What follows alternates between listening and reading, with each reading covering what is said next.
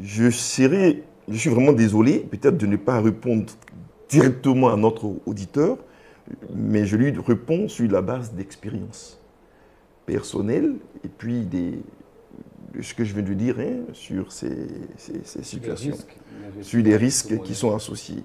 Donc moi, je suis de ceux qui pensent que, pour l'instant en tout cas, pour ce que je sais, on ne peut pas devenir riche avec la crypto-monnaie. Je suis de ceux qui pensent ça. On ne peut pas devenir riche avec la crypto-monnaie. Et donc, on peut se faire facilement escroquer dans la crypto-monnaie. D'accord, facilement escroquer. Peut-être que je vais le décevoir, notre ami, mais c'est ce que je pense. Et je pense que mon rôle, c'est de donner des conseils.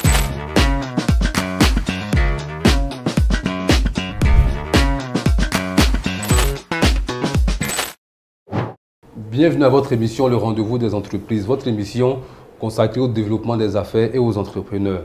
Alors aujourd'hui, nous allons parler du business plan. Le business plan, qu'est-ce que c'est? Alors je suis en compagnie de M. Ouattara Navaga. M. Ouattara Navaga, bienvenue sur notre plateau. Merci. Alors M. Ouattara Navaga est expert comptable, dirigeant d'une entreprise d'expertise comptable à Paris et entrepreneur.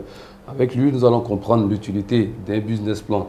Alors, M. Ouattara, le business plan, qu'est-ce que c'est et pourquoi est-il si utile pour un entrepreneur? Alors, le business plan, c'est un document récapitulatif. Ça veut dire un document dans lequel un entrepreneur met l'ensemble de ses informations. Je mets l'ensemble en griffe parce qu'il y a des secrets professionnels aussi qu'on ne peut pas divulguer de manière assez banale. Mais c'est un document récapitulatif dans lequel l'entrepreneur met un certain nombre d'informations qui permettent aux tiers, ça veut dire à d'autres personnes qui ne sont pas dans son entreprise ou dans son projet, de comprendre ce qu'il veut faire et comment il veut le faire. Voilà. Ce qui veut donc dire que ça rentre dans la rédaction d'un projet bien avant même le lancement. Alors, on a la rédaction d'un projet qui peut être quelque chose d'autre, hein. Et puis on a le business plan lui-même, parce que quand on dit business plan, ça voudrait dire qu'il y a une catégorie d'informations qu'on veut retrouver dans le document. C'est cette catégorie d'informations qui permet de dire que tel document est un business plan et tel autre est peut-être une rédaction de projet ou c'est, comme on appelle, juste une présentation d'affaires. D'accord, alors M. Ouattara, dites-nous quels sont les éléments principaux à inclure dans le business plan? Alors pour dire ça, j'ai tendance à dire qu'un business plan doit être impact. Impact comme un impact. Impact pour dire que le I, c'est instructif. Le business plan doit permettre à son lecteur d'apprendre quelque chose sur l'activité qui va être menée. Si vous créez une activité et que vous rédigez un business plan, et que M. Keïta, en lisant ce business plan, n'est pas capable de comprendre et ce que vous apportez, ce que vous faites dans votre activité, c'est qu'il n'est pas instructif. Or, on ne finance pas ou on ne porte pas un projet parce qu'on a une jolie tête. On porte un projet parce qu'on veut apporter quelque chose de nouveau dans la manière de faire, dans la manière de concevoir, dans la manière de proposer. Donc, l'ensemble de ces éléments permettent de dire que le business plan, il est instructif pour la personne qui va le recevoir.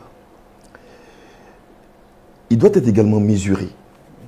Mesuré, que ce soit dans le sens psychologique, hein, de dire on ne fait pas les choses de manière, je vais dire ça, désordonnée, mais en même temps mesuré dans le sens de la quantité, en termes de quantité d'informations. Quand on fait un business plan, on doit avoir un certain nombre d'informations à l'intérieur, mais on ne doit pas les exagérer. Dans le sens d'avoir beaucoup d'informations qui finalement ne permettent plus d'avoir l'information qu'on recherche. Le business plan, il doit être personnalisé. J'ai souvent vu des entrepreneurs qui ont voulu copier des business plans d'une autre entreprise, peut-être même dans le même secteur, et puis vouloir le modifier légèrement, tout et tout. Mais non, un business plan il doit être personnalisé et personnalisable. Ça voudrait dire que ça doit se rapporter à vous, à votre activité, à votre manière de présenter et de mettre en œuvre cette activité. Donc le business plan, c'est l'activité résumée dans les grandes lignes dans un document. Oui, dans les grandes lignes, que ce soit sur la partie méthode et manière de faire, et puis sur la partie chiffrée, en termes d'information financière.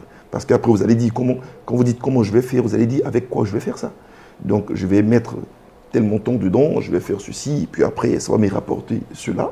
Donc, c'est tout ça ensemble qui permet de dire qu'on a un business plan. Alors, mais M. Ouattara, dites-moi, ce business plan, comment peut-il aider l'entrepreneur à clarifier sa vision, sinon d'atteindre ses objectifs de façon concrète? Alors, tout à l'heure, j'ai dit qu'il doit être mesuré, il doit être personnalisé, il doit être instructif. C'est vrai que je ne suis pas aller plus loin que ça. Mais après, on peut toujours donner les qualificatifs sur le terme impact. Mais le business plan, c'est à peu près un tableau de bord, si on veut dire comme ça. Un tableau de bord, vous voyez, il y a une voiture. À l'intérieur, on a un tableau de bord. Quand on arrive à 10 km, 100 km/h, on le voit. Ça nous permet de dire, bon, la route, on dit ici, le maximum, c'est 120 km/h. Quand vous prenez l'autoroute du Nord, par exemple, on a Yamoussoukro. Dès que vous arrivez à 120, vous dites, ah, il faut que je réduise un peu pour ne pas que le radar me flash. C'est pareil. À l'intérieur du business plan, on va y mettre un certain nombre d'informations qui doivent nous permettre d'atteindre nos objectifs. Donc, au fur et à mesure qu'on avance dans la mise en œuvre de ce business plan, on va regarder ce que nous faisons par rapport à ce qu'on a dit.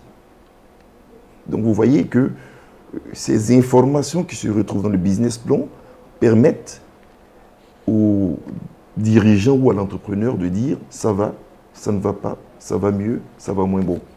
Oui, justement, parlons du dirigeant ou de l'entrepreneur. La question que j'ai, ce business plan, à qui il est destiné? On l'écrit pour soi-même ou encore pour les autres? Mais c'est une très bonne question. Juste pour compléter la question, est-ce que le business plan a un rôle dans la recherche d'investisseurs ou de financement? Donc ce document, à qui il est destiné? Ça, il a un rôle central. Parce que si les gens ne savent pas ce que vous voulez faire, comment vous voulez faire, ils ne vont jamais y mettre leur argent. C'est comme si vous êtes à la maison et puis votre fille vous dit je vais acheter un iPhone rose, on va dire ça, comme les femmes elles aiment le rose.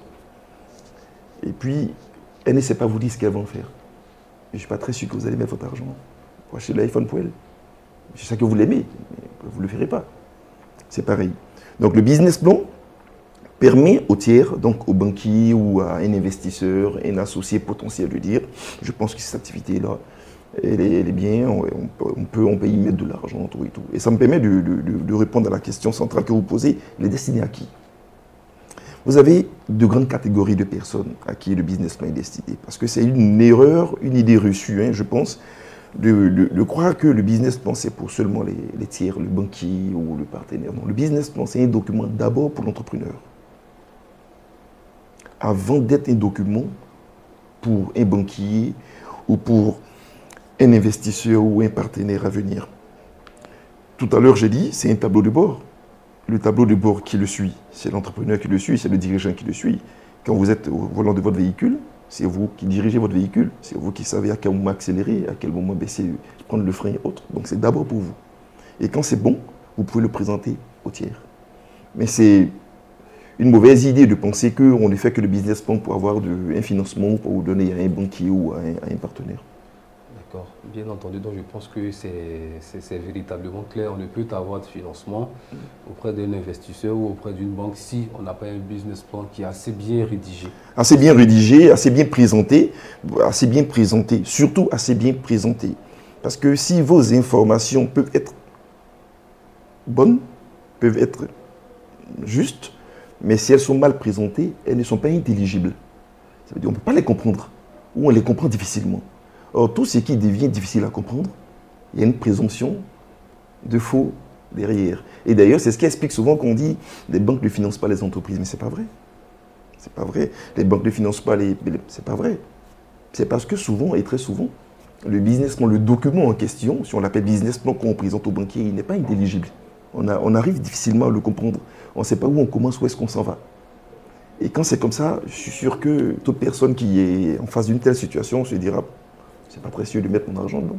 D'accord. Et est-ce que vous pourriez nous éclaircir justement sur ce point-là?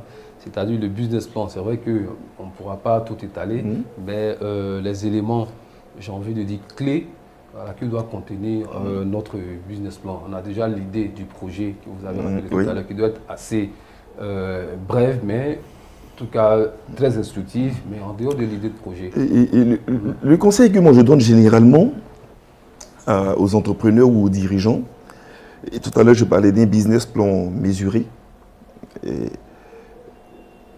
c'est d'avoir des documents qui ne présentent pas plusieurs activités en même temps. Parce que vous avez des entreprises qui disent je vais faire ci, ça, ça et ça. Ça devient 4, 5, 5, 6 activités dans le même business plan. Ça devient difficile à comprendre. Donc l'un des conseils que je donne, je ne dis pas que c'est un absolu. Ce n'est pas un absolu. Quelqu'un d'autre pourrait dire autre chose. Mais moi ce que je dis, j'explique pourquoi. Il n'est pas conseillé pour moi de parler de plusieurs activités en même temps dans le business plan. Il faut centrer le business plan.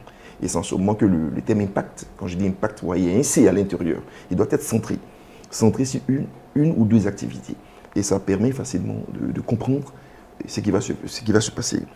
Alors vous dites, quelle information? D'abord, quelle est l'activité qui fait l'objet de mon business plan? Comment je la mets en œuvre, cette activité? Avec quelles ressources? Quand je dis ressources, ce n'est pas seulement que de l'argent. Parce que souvent, quand on dit ressources, on dit bon, il faut chercher de l'argent. Non, ça peut être des ressources humaines. Bien entendu.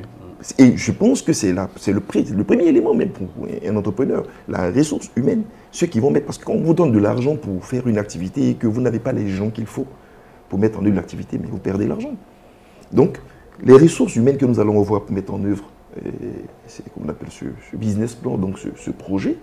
Ensuite, les ressources financières que nous allons avoir pour développer le business et autres. Voici, en gros, l'ensemble d'informations qui nécessairement doivent figurer dans un business plan pour que celui qui va le lire puisse le comprendre et puis accorder un niveau d'intérêt qui puisse lui permettre de dire je vais mettre mon argent dedans ou je conseille à quelqu'un d'autre d'y mettre son argent. Je pense que c'est assez clair et bon nombre d'entrepreneurs aujourd'hui voient leur dossier de financement rejeté auprès des investisseurs ou des banques. Peut-être que l'erreur pourrait venir de là, un business plan mal structuré. Alors, j'ai envie de la question que j'ai envie de poser partant de ça, quelles sont les erreurs courantes que les entrepreneurs commettent, d'accord, selon votre expérience dans la rédaction de leur business plan?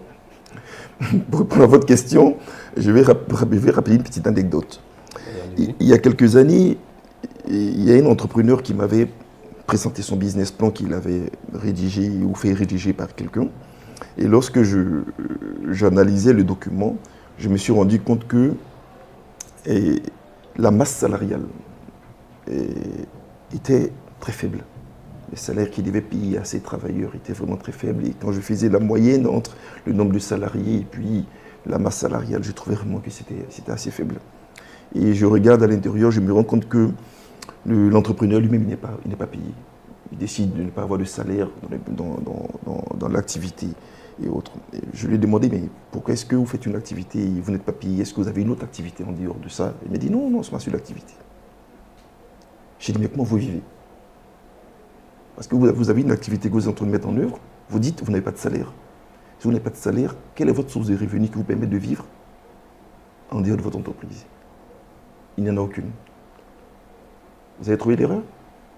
En vrai, c'est dans cette activité qui va venir se servir après.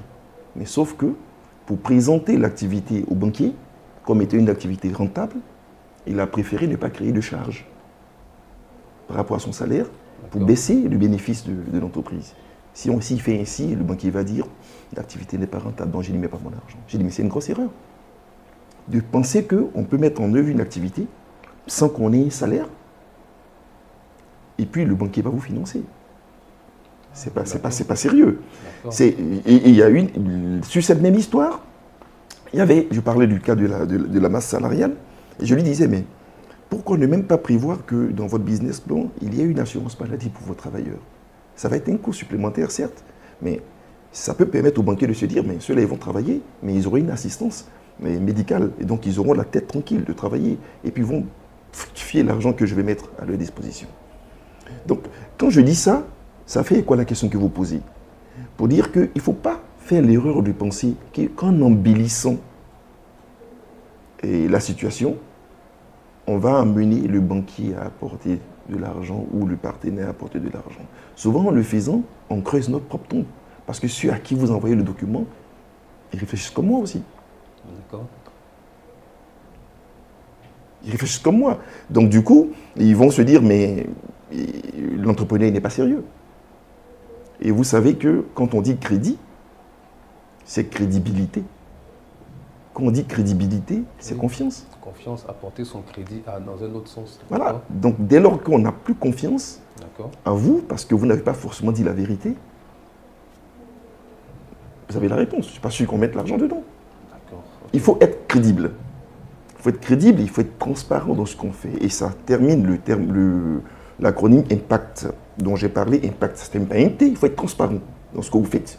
De dire, voilà ce que je vais faire. Je ne dis pas à un entrepreneur de mettre ses informations stratégiques dans le business, pas cela, parce qu'après il y a des informations confidentielles et autres qu'on ne peut pas partager avec tout le monde. Ça peut être des secrets de fabrication, ça peut être tout ça. Mais il faut être transparent. Et de dire, voilà comment je vais faire, voilà ce que je vais faire, voilà comment je vais faire. Et voilà ce que je vais obtenir. Et c'est cette transparence qui fait que vos partenaires, qu'ils soient techniques, et quand je dis technique, ça peut être des fournisseurs, ça peut être des clients, ça peut être, comme on appelle, d'autres personnes. Et puis des partenaires financiers qui vont se dire, ça c'est relativement sérieux, on va y mettre notre argent.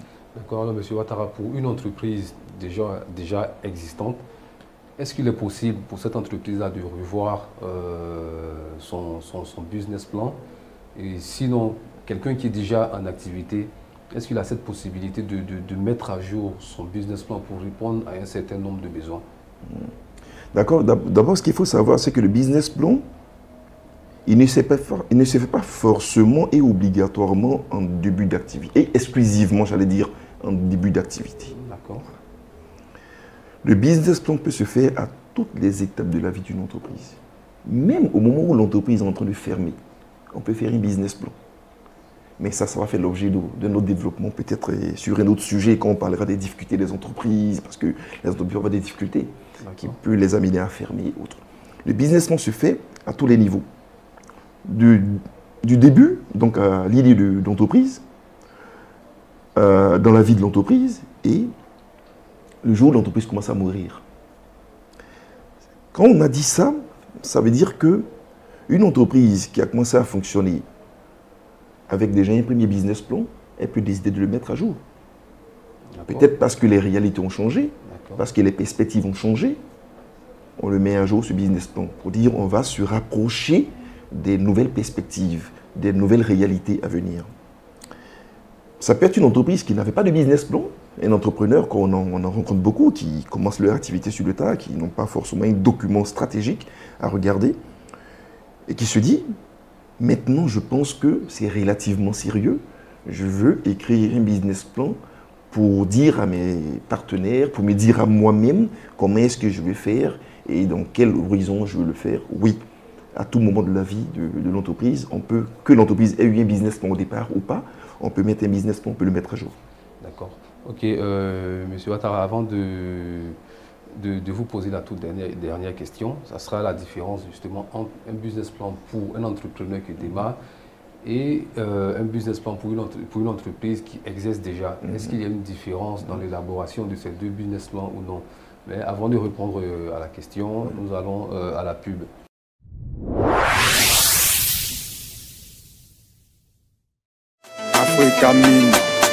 Ces dernières années, l'exploitation minière a pris une envergure inédite en Côte d'Ivoire avec une contribution conséquente au budget de l'État et de l'emploi des jeunes.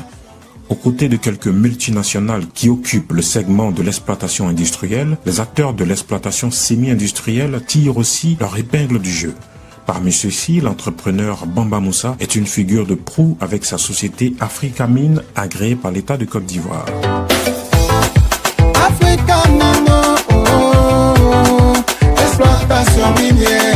L'or, notre métier, notre passion. De retour avec nous sur le plateau du rendez-vous des entreprises, je suis en compagnie de M. Ouattara Navaga, expert comptable. M. Ouattara, alors nous souhaiterions savoir, pour une entreprise qui est déjà en activité ou pour un entrepreneur qui souhaiterait se lancer dans une activité quelconque, quelle est la différence au niveau de l'élaboration de son business plan par rapport à une entreprise déjà existante? Voilà. Comment rédiger ces deux modèles de business plan? Voilà. Quelqu'un qui démarre et une entreprise qui est déjà en activité. Voilà. Alors, et déjà, il y a une différence. Partie de zéro, je ne vais pas dire un entrepreneur à 0 francs, hein, voilà. Partie de zéro, et puis partie de quelque part, bon, c'est déjà pas la même chose. Lorsqu'on part de zéro, ça voudrait dire que l'entreprise est en train de démarrer maintenant. Il y a des preuves qu'on n'a pas encore fait. On n'a pas encore présenté de preuves de nos capacités. On n'a rien, pas d'expérience derrière nous. Peut-être qu'on a eu des expériences personnelles dans des entreprises quelconques, mais nous, en tant qu'entrepreneurs, on n'a pas d'expérience. Donc ça veut dire que dans un tel business plan que l'entrepreneur, le nouvel entrepreneur va rédiger, la question de l'expérience donc de l'entreprise n'existera pas. Tout à fait. C'est déjà un premier élément qu'on ne retrouvera pas lorsque l'entreprise existe déjà, en termes de différence.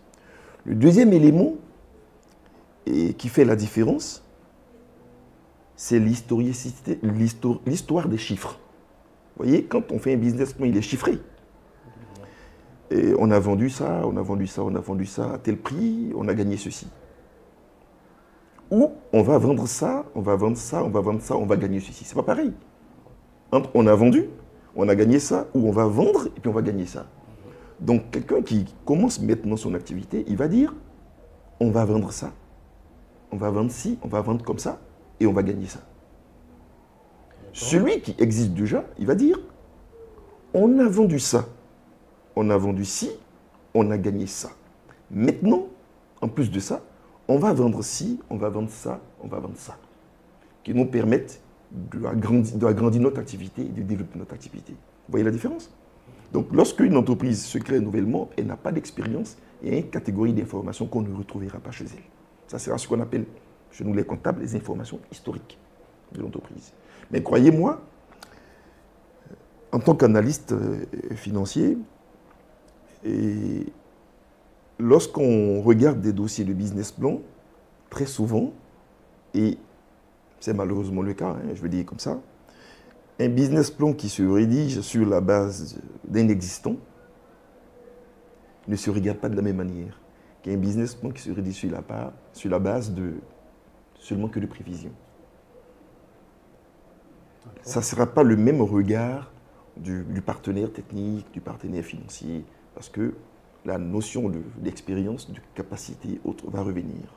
Je ne suis pas en train de dire que celui qui fait un business plan dans un début d'activité ex nihilo, ça veut dire qu'il n'y avait rien du tout, et puis on commence maintenant à faire. Ça fait partie d'une expérience aussi qu'il a. Oui, bien sûr, voilà.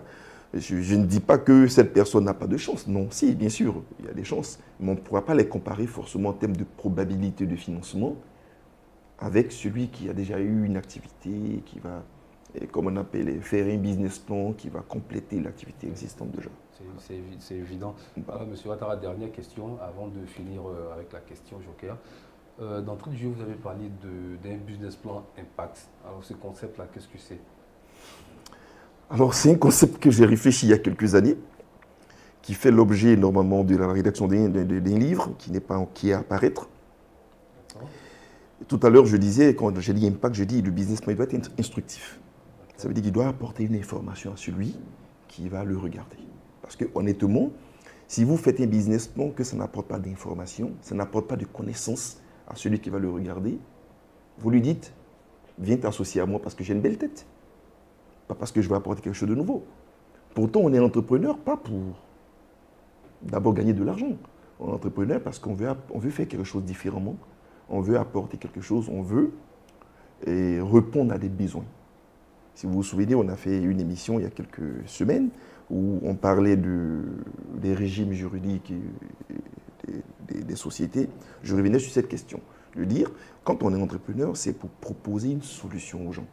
Ce n'est pas pour venir faire forcément ce que les gens font déjà et de la même manière. Sinon, après, on n'a rien apporté à la communauté. Tout à fait, oui. Donc, il doit être instructif. Il doit être mesuré. Pour le M, il doit être mesuré.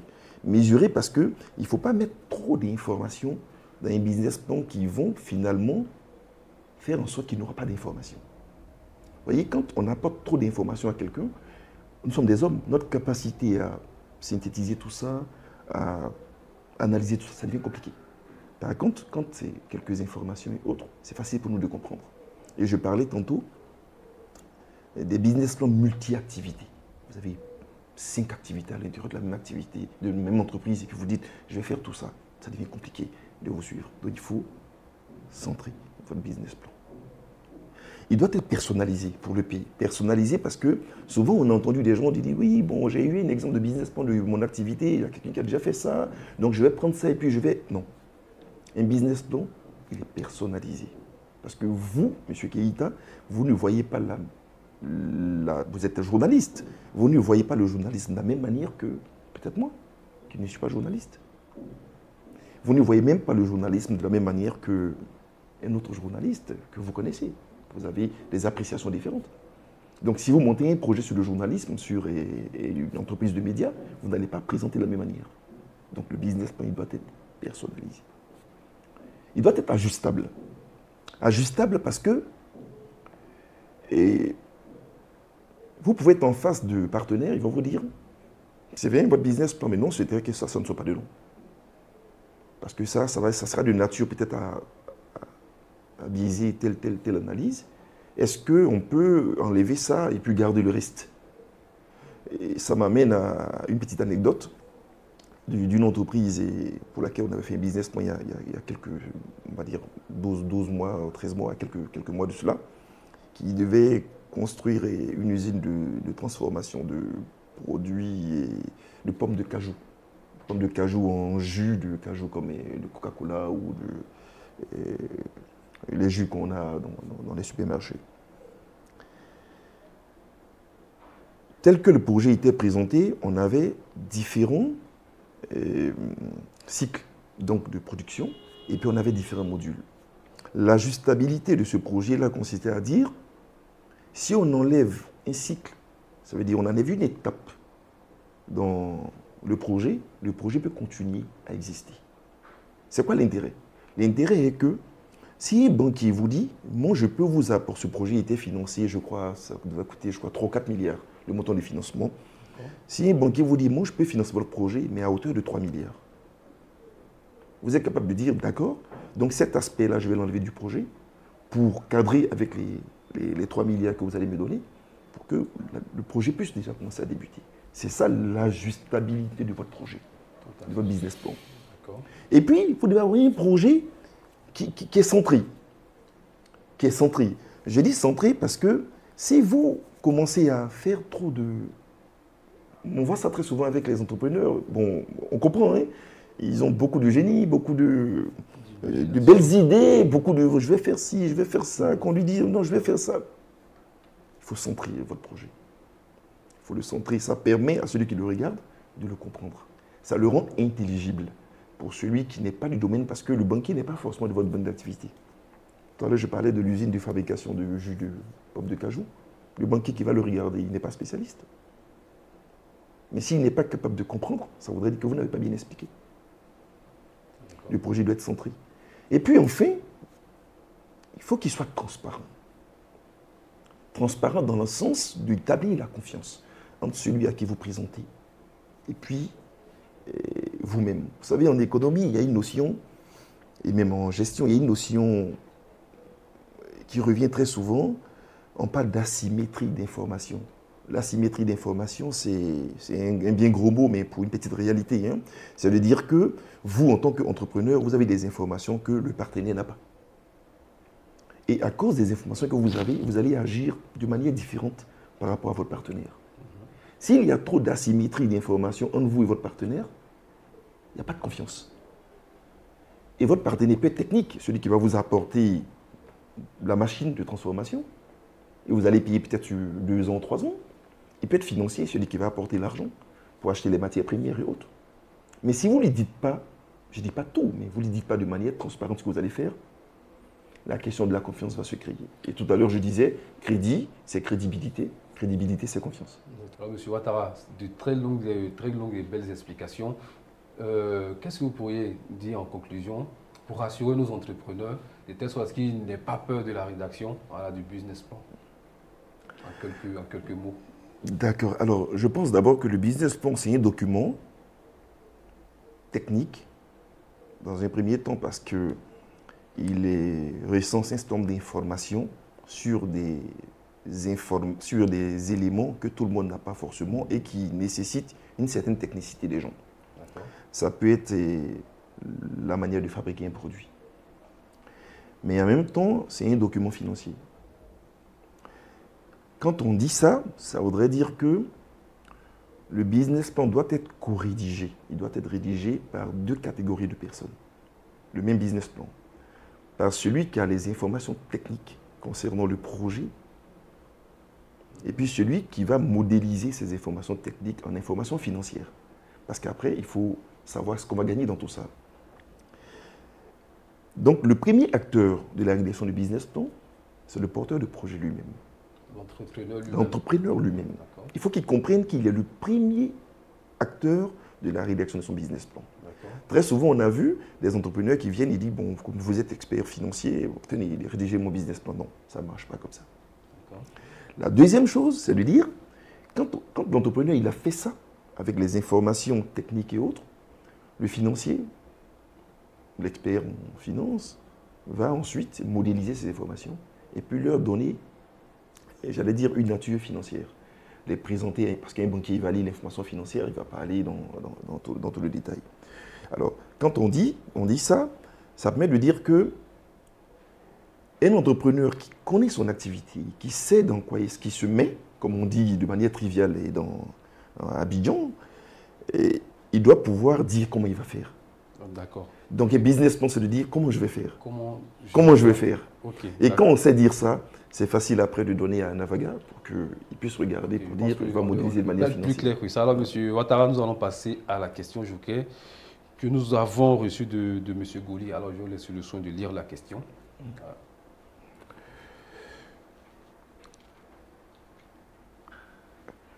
Alors, la question joker du jour, est-ce que la crypto-monnaie rend riche?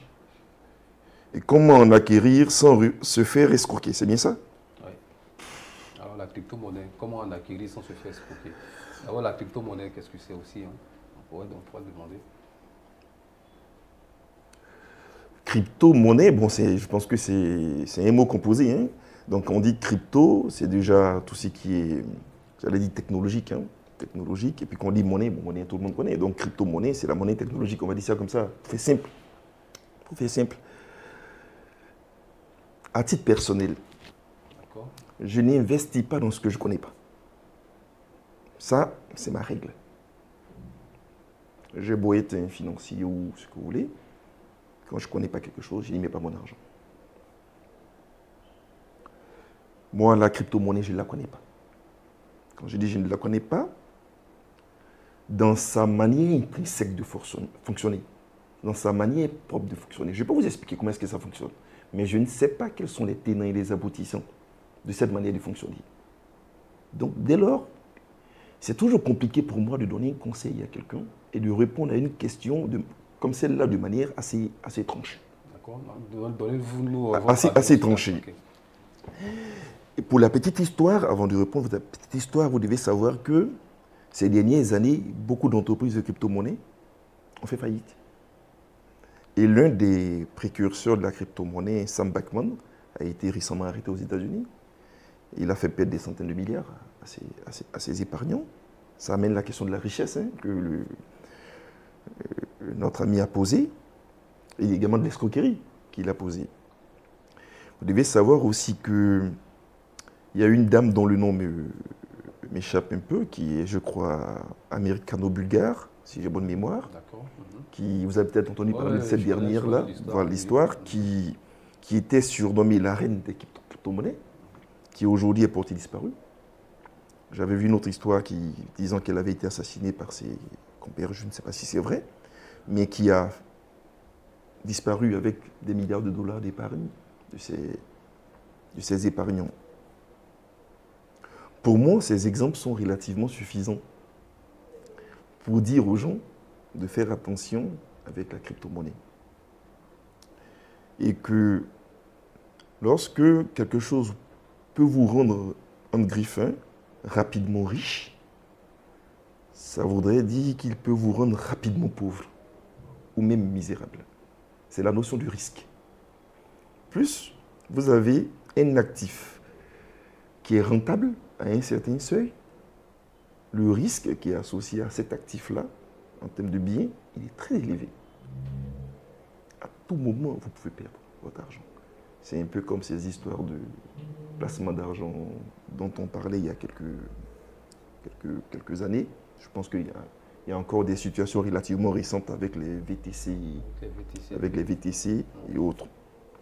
Donc, je suis vraiment désolé, peut-être de ne pas répondre directement à notre auditeur, mais je lui réponds sur la base d'expériences personnelles et puis de ce que je viens de dire sur ces situations, sur les risques qui sont associés. Donc moi, je suis de ceux qui pensent que, pour l'instant en tout cas, pour ce que je sais, on ne peut pas devenir riche avec la crypto-monnaie. Je suis de ceux qui pensent ça. On ne peut pas devenir riche avec la crypto-monnaie. Et donc, on peut se faire facilement escroquer dans la crypto-monnaie. D'accord, facilement escroquer. Peut-être que je vais le décevoir, notre ami, mais c'est ce que je pense. Et je pense que mon rôle, c'est de donner des conseils aussi dans ce sens. Ok, monsieur Ouattara, merci d'avoir répondu à la question joker de notre abonné. Je pense qu'à la suite de cela, chacun pourra se faire son opinion. Aujourd'hui, nous avons largement dépassé le temps qui nous était imparti. Donc, pour conclure, j'étais en compagnie de M. Ouattara Navaga, qui est expert comptable. Avec lui, nous parlions de l'élaboration et de l'utilité d'un business plan pour un entrepreneur. Merci de nous avoir suivis et restez connectés sur Aminata 24.